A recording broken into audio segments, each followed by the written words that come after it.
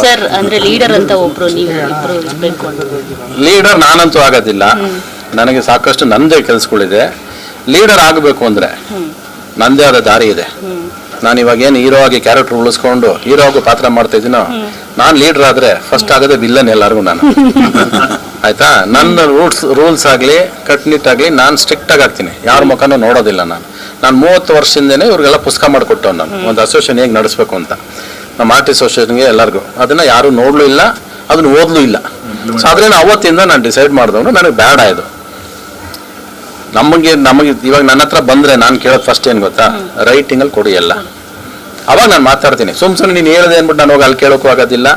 ಅದು ನನ್ನ ಕೆಲಸ ಅಲ್ಲ. ನಾನು I don't believe any words. ಆಮೇಲೆ ಅವ್ರು ಹೇಳ್ತಾರೆ ನಾನು ಆರೋಪ ಮಾಡಿಲ್ಲ, ನಾನು ಮನವಿ ಮಾಡಿದೆ, ಚಿಕ್ಕ ಚಿಕ್ಕ ಪದಗಳು, ಅದು ಎಷ್ಟು ನೋವಾಗುತ್ತೆ ಅನ್ನೋದು ಒಬ್ಬ ಆರ್ಟಿಸ್ಟಾಗಿ ನನಗೆ ಗೊತ್ತು.